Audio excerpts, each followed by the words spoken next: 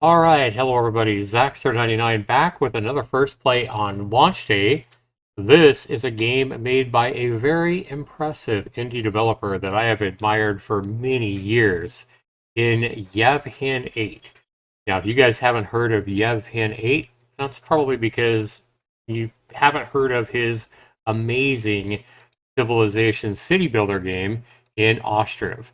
Now, Ostriv is a game that I supported this developer with way back in like 2016 when I went to Humble Bundle and just bought the downloadable executable while he was developing the game.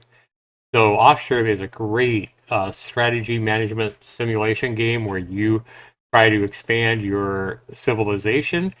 And this is a Ukrainian developer right now, and he is continuing development on Ostriv, even though he's already been developing it for like 7 or 8 years. Probably one of the best games like this on Steam. I absolutely love this city builder. That lets you expand and kind of lets you do, be pretty creative.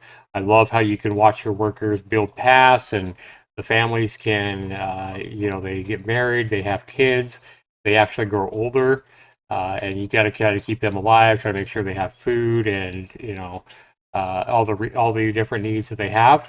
It's a great game. So, Osher, if you haven't ever seen me play this game, it's a fantastic game.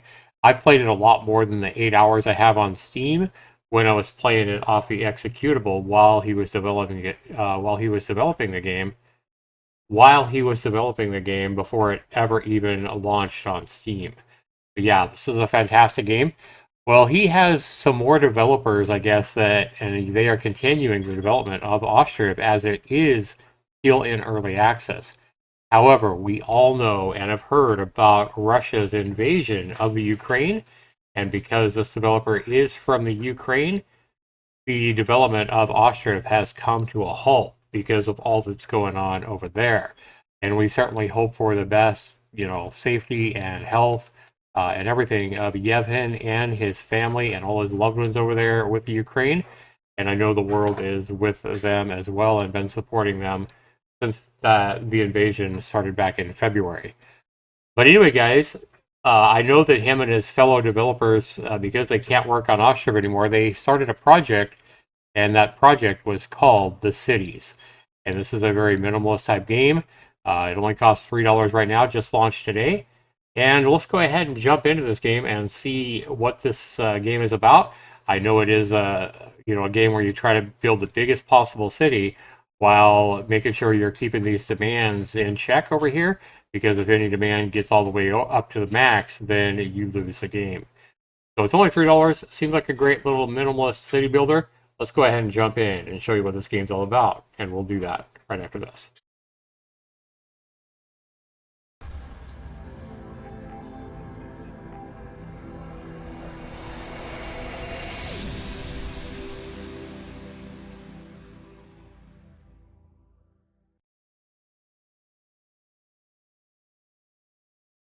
Hi guys, welcome back. We launched the game. It doesn't have any kind of a welcome intro or anything like that. It jumps you right into the game when you launch it.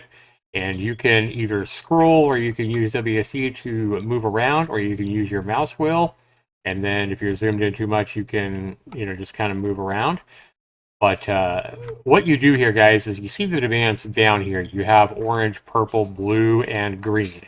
So like green is your parks, for example. Purple's probably like your I don't know, like blue is probably your commercial, orange is probably like your, residential or whatever, kind of like the old Sim City. That's kind of how I look at it. But as you can see, where you place these different tiles affects your demands down here. So you can see when the game starts, you have no demands at all.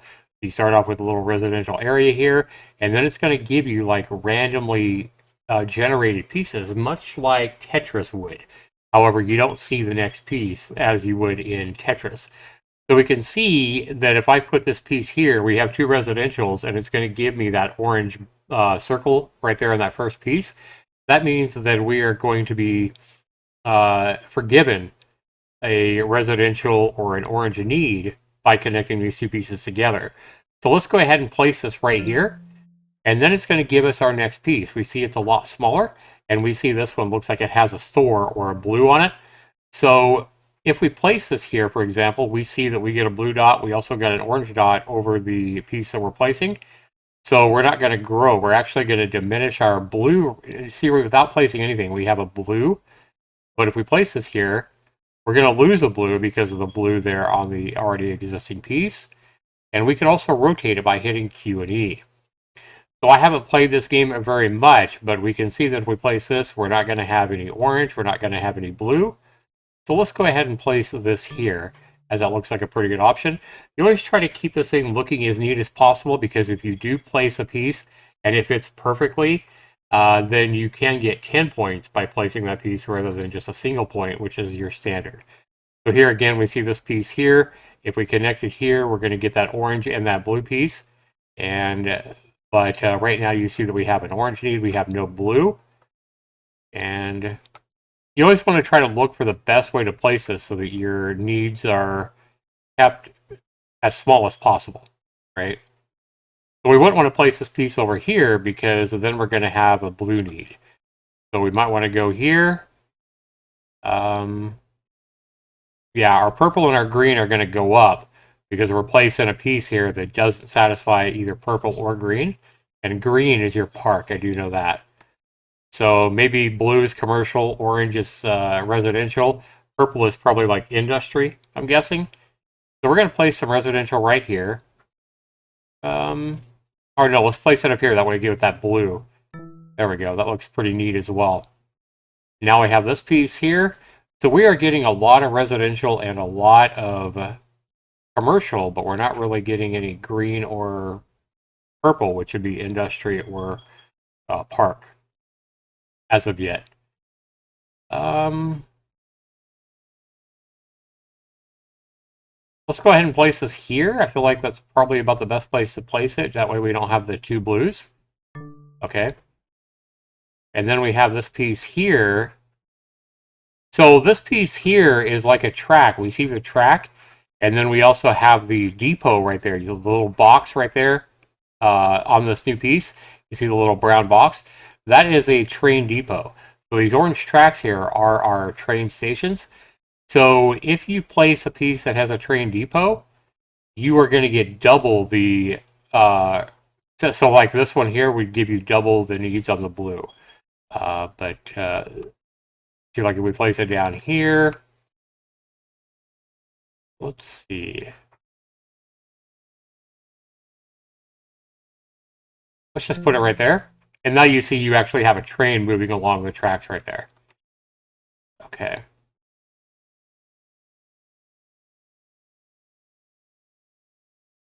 Yeah, I don't see that we're going to be able to do a whole lot here. Let's just go ahead and continue building this out here.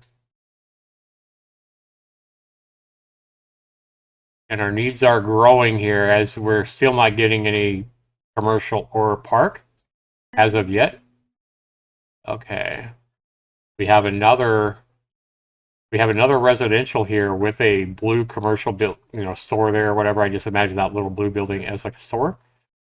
But if we place this near a blue, we're going to get rid of one of these blue needs here. But that won't do it. We would actually have to have it connecting with another blue, and there's no way to do that. Well, right there. So see how we're reducing our blue here? There we go. So you can see that we're getting two blue dots there, and we're getting one orange dot by placing it there. But like, for example, if we was to place this up here, we're only getting rid of the one orange dot, the one residential need. If we place it down here, we're only getting the one commercial need, so it only reduces our blue bar by one. Doesn't matter really where we place it, we're going to move up in our needs for commercial and for park area. So we're just going to go ahead and place this baby right here. And now we've got our first commercial, which is the purple. So we want to try to place this somewhere. So if we place it right here, we'll get rid of one of the purple or commercial needs. Same thing here. But if we place it, if we place it here, we only get rid of one commercial need. But if we place it over here, we actually get rid of one commercial need with a purple dot. And also we get rid of one, not industry need, sorry, the industry need. which is a purple dot. We also get rid of one commercial blue dot and one residential need by placing it here. You always want to try to look around and see where you're going to get. So right here, we get benefits of 4 dots. We get rid of 2 industry needs.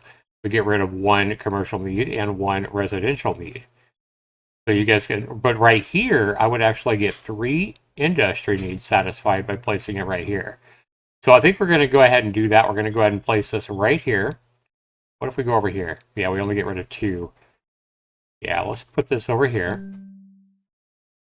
And now we have just another residential block with a track. Let's put this right, well, no. We get rid of 1 commercial need right there. Okay. Here we get rid of a commercial and a residential need there. Right here, for example, see, we get rid of no need. So this would be a bad spot. Even though right here it looks neat, we're not getting rid of any of our needs by placing it there. So see what I mean? Here, we at least get rid of 1 residential need. Okay, up here, and again, nothing. You guys see how that kind of works there? So we're going to go ahead and place this. I think we're going to go ahead and place this here, get rid of a commercial and a residential need. And now we get our first park. Notice how we are definitely needing a park.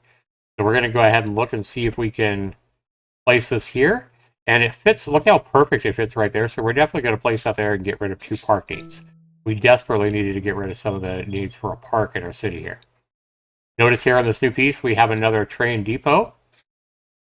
So if we place it here, we get rid of a industry need. Here we get rid of 2 park needs. So I think we're going to go ahead and place that here. And the reason here, guys, that we get rid of 2 park needs rather than just the 1 is because we have that train depot right there, right? Like right over here, we're not hitting any needs, so the train depot does nothing for us right there. So that would be a waste of our train depot piece by placing it somewhere right there, right? Okay, let's go ahead and place it here. I think that's going to satisfy our needs the most because you can see before we place it anywhere, we have the biggest need is parks. So we're going to go ahead and place this right here. All right, now we got another residential area. And you just want to try to place these where it's going to satisfy the biggest need. Here we have the blue need being met. Same thing here. And the more, but right here, look how good of a spot this is. This gives us a industry need satisfied and 3 residential needs satisfied, just because, you know, this fits better in your town needs based on where the, you know, based on location, right? So, but if we place it upside down like that, notice it doesn't do anything for us. So this is probably our best bet. We're getting 4 needs satisfied by placing it right there. And you can zoom in and out with the mouse wheel going up and down. But I want to go ahead and show you guys something else. If you guys ever have any questions or you want to know what does what, you can get rid of this these hotkeys by hitting H like that and getting rid of that. But you can also zoom in and out. You rotate your tile with Q and E, like so. But if we go ahead and save our game right here, you can do that. And then we can hit save. You can also do a creative mode as well if you just want to expand to your heart's content. But if you come down here to help, this is kind of what tells you, you know, your objectives and what does what. So definitely look at this. Guys, I like this game for $3. I think you can't go wrong, especially if you like strategy games like this. You like minimalist city builders. And by purchasing this game, you are definitely you're definitely going to be helping a Ukrainian developer and his fellow teammates support their needs of their families and, you know, the continued development of Ostriv, for example, and whatever other games they may be developing in the future. So a great way to support somebody in the Ukraine that is definitely a great indie developer. And so I give this game 2 thumbs up. I like it. I think the more you play this, I think the more you're going to better understand how all these pieces fit together and try to get the highest score possible. So again, the objective is to make the biggest city possible and keep your needs in check, because if any of these needs ever gets to the top, you know, or ever gets to maximum here, your game is over. So obviously build the biggest city you can and get the highest score you can as well. So hopefully you guys have enjoyed this video. I recommend this one, guys, especially if you like these sorts of games, and you're definitely putting your money towards a good cause and a great Ukrainian developer and his team as well by making this purchase. Again, this game just came out today. Definitely gets my thumbs up. I really like this one, guys. But let me know down in the comments below if you guys, if this video has inspired you to go out and purchase this game. And thanks so much for watching, everybody. We'll see you in the next video. Take care.